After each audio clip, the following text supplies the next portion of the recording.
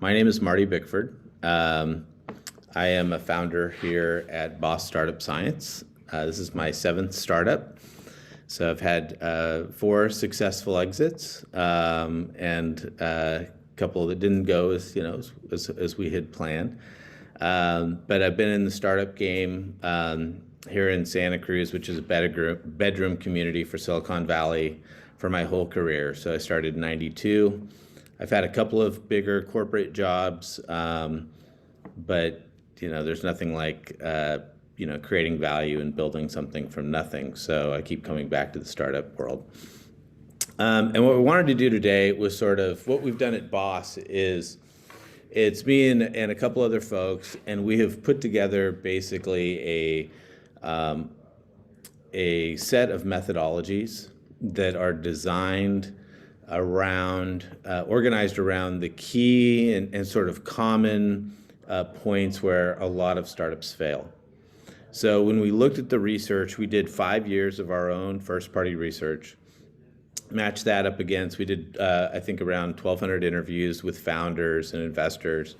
And, it really lined up what we saw, lined up with what the industry data tells you, that early stage founders are, under a lot of pressures from different angles. But a lot of the reasons that we fail in some of our startups come back to common reasons.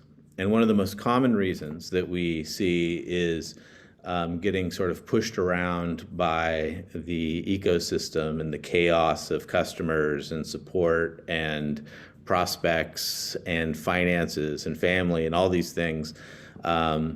And having a really, validated North Star of where you're going really makes a huge difference. So that's, understanding that purpose is really the same as understanding the North Star. So I'm going to talk a little bit about that and why this is important. I'll describe Boss a little bit more, and we'll talk about the ecosystem, because the ecosystem is not only the place where your business lives, but it also is what causes so much chaos at the beginning of our early stage adventure. So this is the North Star, right? We all know why the North Star is important, and this is just a common business analogy. But it keeps us from getting lost. So we get lost, and we have to continually find our path, right? Because that is what happens. We get thrown off by certain things, and we need to remind ourselves and get back to what are our well-laid plans? Where are we headed, and where are we at, right? The North Star does a lot for us. Does a lot. So why do we need this in the first place, and what really causes us to get thrown off track in early stage? Well, we've got potential customers and we've got paying customers, but potential customers are very interesting because they tell us the truth. We ask them if they will exchange the value that we've created for the price that we think we can sell it for, and they tell us a lot of things. And the bigger group that we have, the more we can normalize that data that comes back to us. But they tell us things like, oh, if your product only did this, I'd be ready to buy. Or, I need you to do X for me, right? And we go off for a month or 2 months, and we try to build these features and try to, or build a service or something that will help that customer make that purchase from us, because we're so desperate for those early customers. Obvious reasons. It's our revenue, but even more importantly, it's our validation that we're on track. Picking the right things to go on a detour for is really important. Then we get into paying customers, and now it feels like there's more on the line. Ironically, they give us less, not always as good a data as the potential customers. Once you into contracts, if you're on an annual contract and you see your renewal rates, then you start getting really good data. But the data they give you in between sometimes isn't so good. And that's because they're you've already had the transaction take place. So, they may tell us things like you need more support, or I won't renew unless you do X, Y, and Z, right? And then that takes us on more detours, right? It affects our our margins. It affects our ability to actually have a sustainable business if we have to throw too much support at a product, right? So we have to make, those are really tough decisions to make as well. And it's not just the customers where this type of stuff is coming from. We have advisors, we have investors, we have staff, we have visionaries. These are things we want. And each one of them comes with their own set of things that they think are important and will try to influence how we structure our company, what types of products, what types of value we're creating, right? So how do we know who to pay attention to, right? We obviously know we need to pay attention to our competitors, our cash flow, and our family, but those are other things that are part of the ecosystem that we live in that affect how fast we can get to where we know we need to go. So we navigate on this ecosystem, within this ecosystem that is pure chaos, because it's not aligned to anything in particular, right? So it's the chaos is really unknowing. It doesn't have any rationale that helps us, right? We can observe that rationale if some exists, but it's typically unpredictable. And unfortunately, it's all very important to us because this ecosystem is changing constantly. It includes our family, it includes our communities, it includes our advisors, our customers, everything. So how do we see through this and still make it to our objective? Well, this is where BOSS comes in. So we have created this thing called the BOSS Operating Support System. And we're not rocket scientists, right? But we call our company BOSS Startup Science. And that's because we do believe that there is a frameworks and tools that help somebody work on a business that is designed for a timely and well-priced exit. So we believe that you always start with the end in mind. If you are building a business and your plan is to make money, then have a plan to make money. If your plan is to get rich and sell your company and get rich, then have a plan for that, right? We don't do anything important in our lives without knowing where we're going, where we're starting from, and how we're going to get there. So these are not things that we made up. This is a curation of frameworks and strategies, and they're aligned to solve very specific issues within startups that not only prove to yourself that you're on the right track, but prove to your investors and your stakeholders that you're on the right track. We have to break this down into different phases because in each phase we're doing something different. And our validation of where we're at in the journey is proven by these points of validation. So we have a vision stage where we come up with our ideas. We mock out our business plan. We understand who our ideal customer is, different things, and we validate that vision through stakeholders in the industry, right? It's not just our idea. We want to go invest money in building product, building something we can sell, then we should have that validated before we start investing money into product. Once we get into product, we need to validate that through users, and we validate our steps along the way. We validate our ICP, our ideal customer profile. We also validate that we can actually achieve reaching those customers. Even though we're not ready to scale yet, we need to know that our path is open before us. And you can see there's 7 distinct phases that we go through all the way through exit.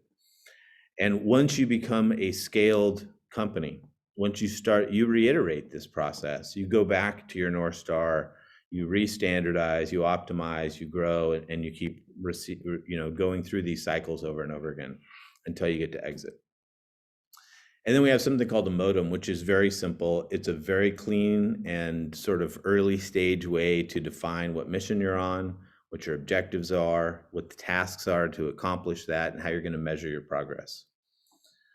There's that saying about everything worth doing is worth being measured or something like that. And we're big believers in that. We believe that validation and measurement, even with social proof in very early stages, is meaningful, not only to the fact that you are investing your life's work in something like this, but also if you have to ask for resources from other folks to help you achieve it. It's really important that you can point to data. So this is the life cycle. And it's really focused around key 3 components, which is where are you headed, So where do you plan on going? You need to have that well defined. Where are you right now? How can you validate to a third party? Have them even test that, right? Because that's part of the science part is someone needs to be able to test this on their own. Are you really in product, or are you really in standardization or vision? So where are you, right? And then what are your next steps to get to that next phase?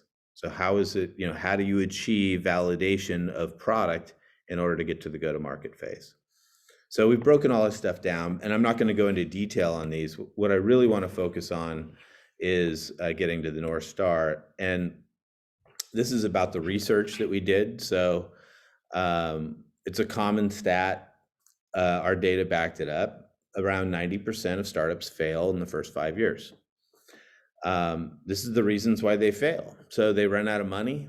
They don't have the right team, price and cost issues. You can bucket a lot of these together, right? And so we did that too. Here's a little issue tree in terms of how this is broken down.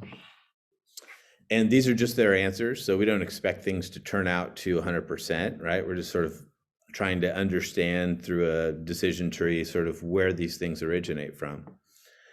And running out of cash is fairly obvious. Product market fit, as soon as we start looking at that, you can realize, oh, well, maybe I didn't get to product market fit because I ran out of cash, or maybe I'm always going to run out of cash because I don't have product market fit, or I've got an issue with the team, right? But all of these really come back to, I'm not paying attention to my customer, and I'm getting frustrated with the fact that I'm not finding that product market fit, right?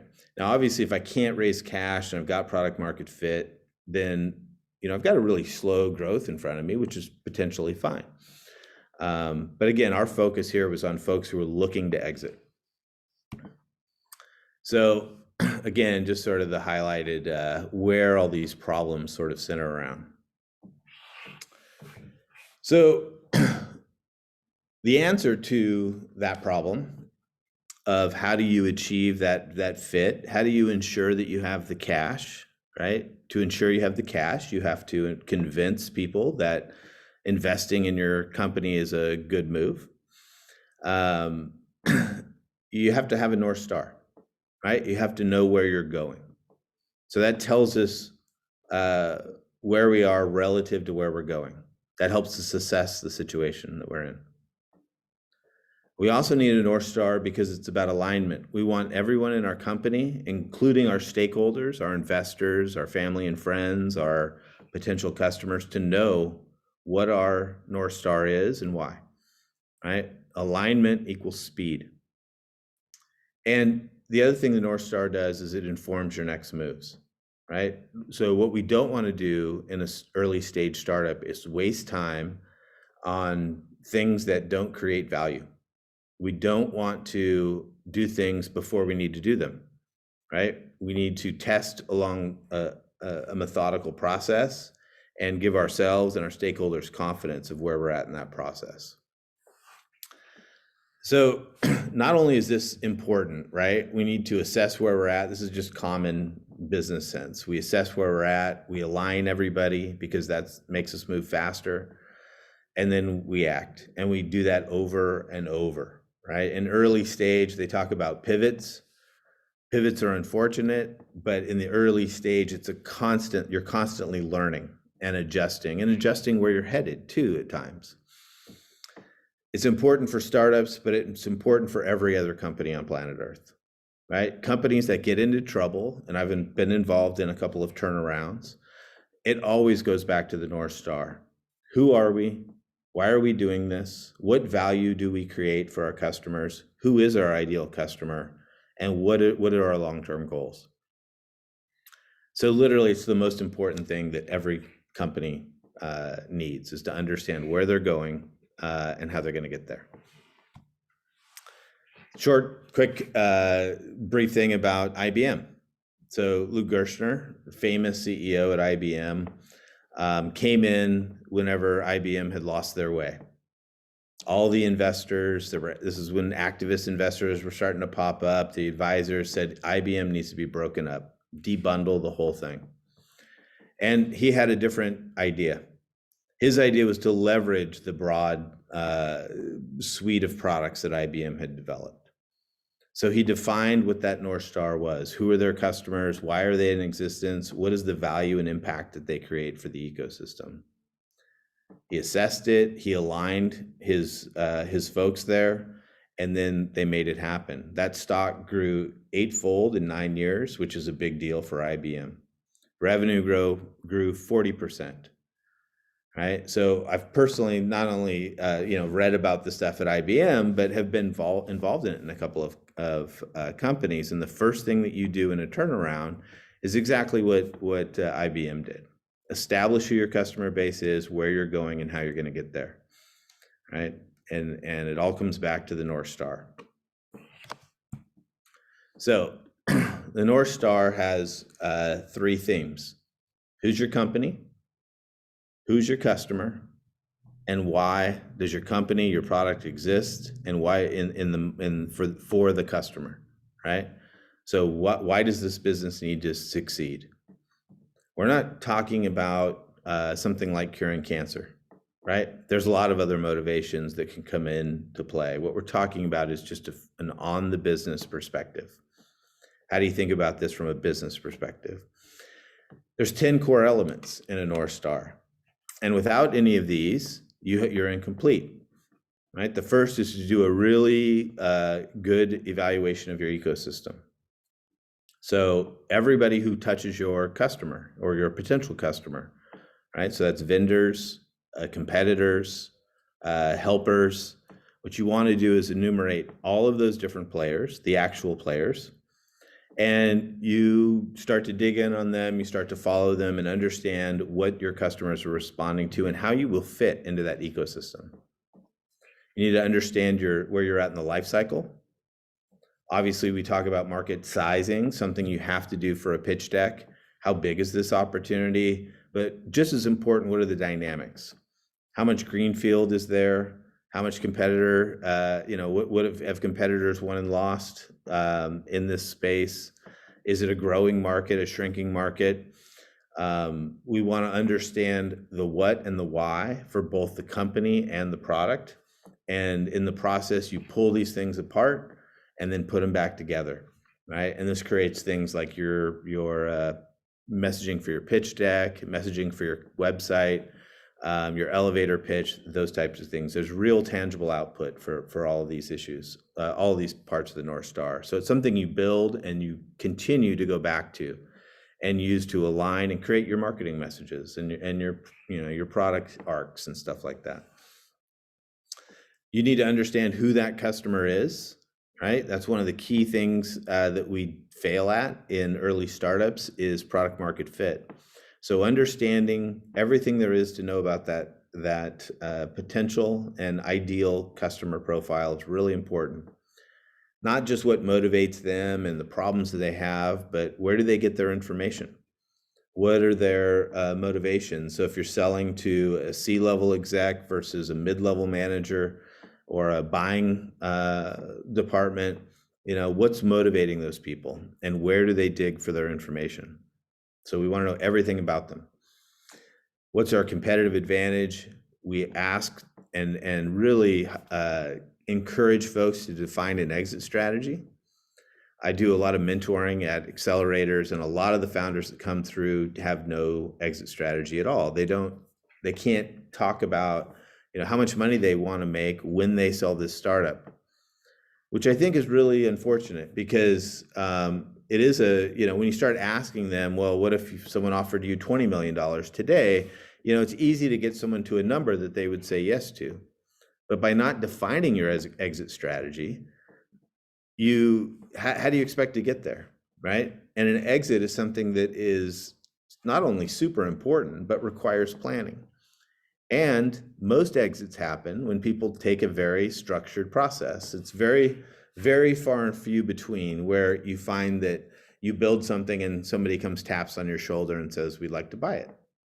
You typically partner with these folks first. You identify them, you start to work with them, you're developing a long-term relationship, and that's how most acquisitions take place.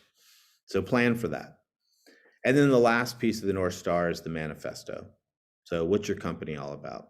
And I'm going to dive into each one of these a little bit more in detail. So starting with the manifesto, this is really about, what is your purpose? Why does this company exist? Why is it what you do is so important? That's really, we all work in an environment today where people care about the work they do. Impact and that type of stuff is super important. And it's been growing for years. This is not an overnight flash in the pan. People want meaningful work, right? So why is this an important problem to solve? What are your core values and beliefs? I've been in business for 30 years, and you have to make it very obvious what your core beliefs are, what your values are at a company, even from the beginning, because that enables people to make good decisions, right? They want to be aligned with their boss. They want to be aligned with the people they work with. And this is a really easy and fun way to do that for everybody that you work with. How should your employees expect to act, right? Sort of talked about that. And it's really the actions that's the culture. It's not the statements. It's how people act, right? That is the culture. So giving people a guide for how they should act helps define that culture. An exit strategy, right? So what are your personal goals for this business? How much money do you want to make? And how long are you planning on putting into this business before you make that money? If you make $1 million in 12 months, is that good? Or is it okay if you make $1 million in 15 years, right? So we might dismiss exit strategy, but it actually is really important because it creates wealth for our families and for our communities. Entrepreneurship is the number one way that people break out of check-to-check living. So I think the number is 74%. You have about a 3 or 4% chance of breaking out of check-to-check living to create meaningful wealth for your family. The number one way, 74% of folks who do that, they do it by starting a business. So this is the number one way, and it's not just in the US. This is true across the world. Anytime you see economies not flourishing, what you see is entrepreneurship on the rise. So it's important. And you do this by understanding who would be interested in acquiring your company. And we take you through a methodical approach to this, right? These are questions that are answered by going through our exit strategy stuff, but these are questions that you need to feel are important to even bother with the course. And we also really want to, teach people that your business is not your business whenever you're selling it, right? If you plan on making an exit, you're actually building a product for that acquirer. The business itself is the product, right? So you have a product and you got a business, but to your acquirer, your whole business is a product. So you can treat it that way with validation and other things in terms of the acquisition. We need to define what our advantage is.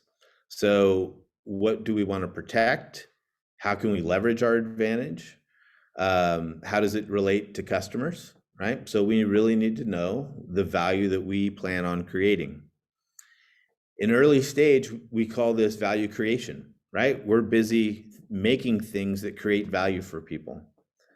We need to understand that deeply. Once we start to scale, then we switch over to value capture. We're wanting to capture the value from the thing that we built. But early stage, if we don't build the thing that creates the value the right way, then we suffer on the value capture side.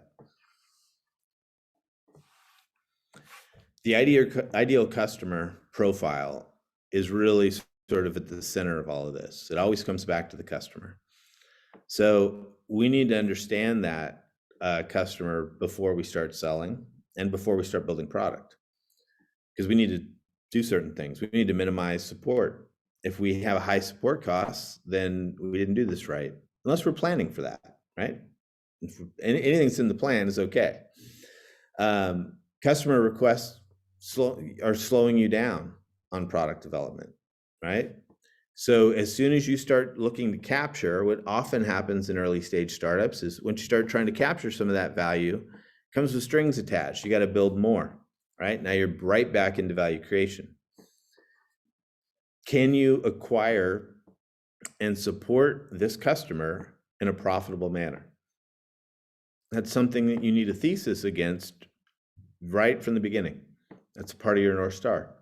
Otherwise, you need to reevaluate the amount of value that you're delivering or your just ability to capture customers. So it's the center of anything, right? Not all customers are good customers either. So it's very easy early stage to reach for a customer that you know is going to cost you more in support, that maybe has some requests that think that maybe you're not going to retain them, but you really need that money.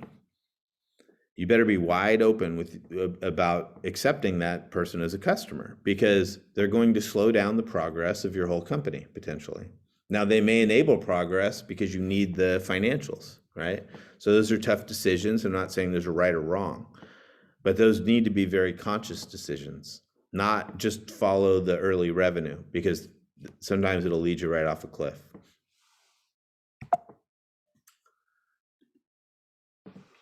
And just a reminder, right? Like especially when we're talking about the customers, right? Their motivations are not your motivations. None of the people that you work with are completely aligned except within the company, right? The North Star aligns them, but everything else is chaos. So we need that North Star because we are going to get blown off track. So having a really solid North Star, right? The customer, who we are, what our ecosystem is. We also need marketing personas, exit strategy, manifesto, right? This defined group of assets that we've thought through really well. We understand where we're headed and where we're at. That helps us make good decisions, right? Maybe we do pass on that customer that is going to slow us down. Maybe we do keep that customer and learn to isolate them very early on from the rest of our ideal customer profile, right? We need to understand this stuff eyes wide open. The North Star helps us accomplish goals because it sets milestones for us along the way. So we can predict where we're going to be because we understand the ecosystem and we understand these different elements.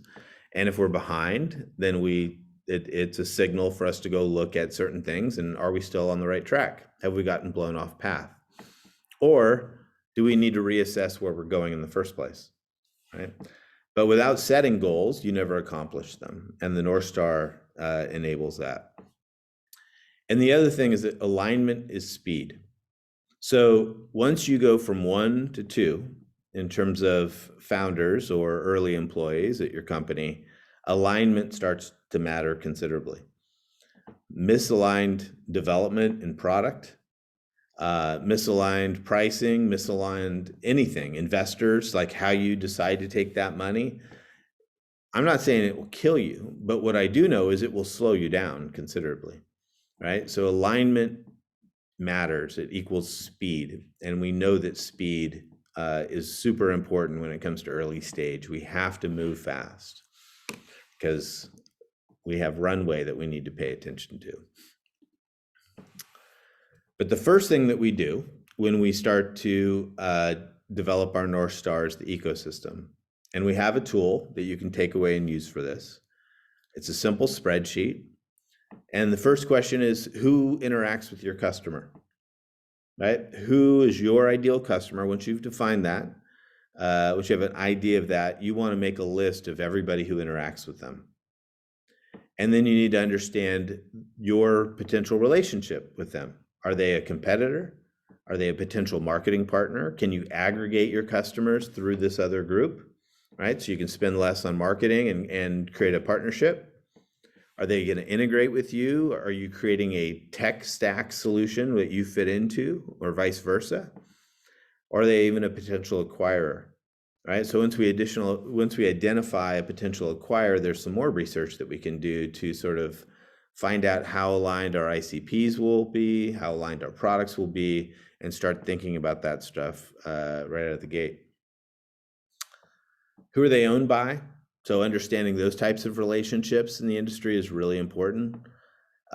Is what they're giving to your customer a nice to have or is something that's absolutely necessary, right? This informs who you partner with and how hard it's going to be to pry somebody away if it's a competitor. And then we just suggest following everybody, social media, newsletters. Your competitors, your partners will tell you what's going on with them if you simply subscribe and tell them you want to know, right? Building in public has become really popular, but I'm not even talking about that level. Most competitors, you just sign up and they'll give you a demo of their software. And we need to track our engagement with them, right? So this is an ecosystem that is designed to be actionable. We need to know who we're going to partner with, start those relationships early. Who's a potential acquirer, start those early, and who we want to understand their movements. Those are our competitors. So like I said, this is not, we have a tool. This is not easy work. This will typically take a founder, a week worth of time. But when you take a step back and think, how important is my ecosystem? Well, it's the market that you're selling into, right? So understanding that market, your customer's sitting in the market. You go through the market potentially to get to your customer. You've got arrows being shot at you from that ecosystem. It makes sense to spend the time and understand the ecosystem, right? This is a long-term play. We need to understand who we're up against, what the value that's out there already that we're going to compete against. This is just an example of the entrepreneurs, example of an entrepreneur's ecosystem, right? They interact with universities, with crowdfunding, angel groups, partnerships, accelerators, investor networks, capital, family offices, startup curriculum, associations and events, startup profile and accelerator software, these investor tools, pitch events, job boards, service providers, all the different types of goal setting software. There's a lot. And that's just for a solo early stage founder, right? So this is a type of slide you can produce once you've done your work. And if you're out looking for investment, one of the first things the investors want to know is, does this person actually understand the market that they're going into? Market sizing does a little bit of that, but understanding the ecosystem really gives you that deep and sort of meaningful knowledge. All right. So, like I said, we have a bunch of courses that are available to folks at UCSD. They are very short. They take about 7 to 10 minutes to go through the learnings, because what we're talking about ain't rocket science. Then we have practicum attached to each of the courses. And if you spend the time, you will actually develop your North Star in platform. You get a copy of it all, it's your data.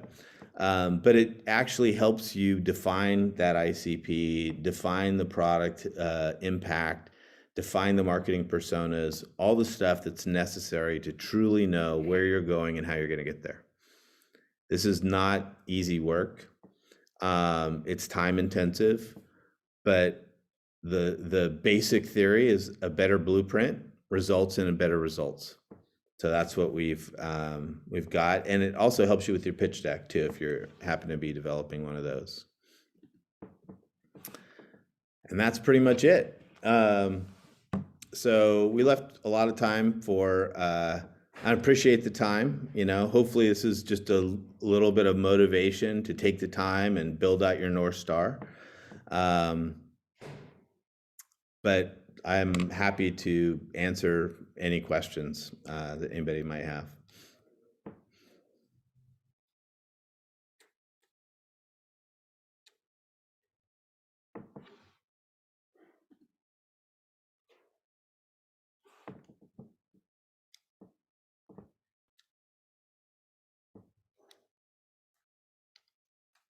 All right.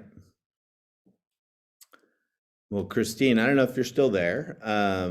That looks like we don't have any more questions. If anyone wants access to the UCSD stuff, I assume they can ask you for it, Christine. Is that right? Yeah, I believe so. It looks like someone actually does have a question. Cool. SK, did you have a question? Yes, I was actually going to ask that question and then a follow up. How do we get this? I've on your website looking through. I'm assuming we just log in with our UCSD email, and then where are you guys located? We are distributed. So I'm in Santa Cruz. We've got a couple of folks in San Diego, and a couple others scattered around the country. But like last week, we were at the Innovation Center all week. We're down there once in a while to meet up with folks. Excellent. Yeah, thank you for your time. That was really interesting, and I appreciate it. I was taking copious notes. Thanks. Any other questions for Marty? Yes, I have a couple. I have the same question. How do we access this? I'm trying to find it online, but with no. So it is, let's see if we go to UCSD, Boss Startup Science, you can register here. There is an access code that we have to give you to complete the registration. And Christine, I'll make sure that you have that right after the call, just so you have it at your fingertips. Okay, sounds good. And I have another question, Marty. For the beginning stage of your startup, where you define sort of your ideal customer, how would you go about thinking about what problem or what customer you want to serve? How would you start that journey? It's been a few years since I started my last company, and it's all sort of a blur to me. So I would appreciate your advice. So I think the most folks start with a problem, right? So what is the problem that you're trying to solve? And then who will pay for, if you can create some value against that problem, who is willing to buy it? Now, I can help you in terms of like the general problem, right? What we do suggest is that once you start thinking about, okay, the problem is, X is, this type of person is experiencing this problem, we want to solve that. So now that typically results in a very large group of people. So the point of the ideal customer profile is to prove validation of your idea and your early MVP product. So what you want to do is say, okay, there may be 10 different personality types, or maybe you're solving a problem, let's say in distribution, supply chain, and you've got 8 different industries that your technology could work for. You need to look at who those potential buyers are in all 8, understand the different types of pressures, the different types of systems that they work in. They may use different platforms, and narrow it down to a subset that you can solve for first, right? And that subset, so if you say, okay, you could solve for 8 industries, you're going to focus on transportation, and specifically you're going to focus on air transportation. I'm going to solve the problem for those guys first. What you want to know about that customer now is, how big of a problem this is, what are their personal motivations for solving this problem, or the biggest obstacle, which is always do nothing. Can you reach them? Can you provide a meaningful impact to that, not only to that business, but to that person? And does it feel like you can support them the right way, right? And what you're trying to do is test your messaging and your value creation against that very specific narrow profile. We're not saying you don't expand out after you start to scale, you do, right? But if you can't prove value on price and on support and on feature lists with that narrowly defined profile, what makes you think that you can go beyond that, right? So instead of getting awash in feedback from 8 different, profiles, focus on one, understand them, and prove to yourself that this is going to work or not work with that profile. If it doesn't work, maybe you need to switch to a different industry, or maybe they're telling you something that you got wrong about their problem and how to fix it for them, right? So the exercise is not in restraining the business long term, it's focusing on validation early and restraining your resources so that you're not busy trying to validate across things that all at once, you know, because that's a good way to sort of burn resources and dilute the quality of the data. Okay, thanks, Marty. Yeah. Appreciate it.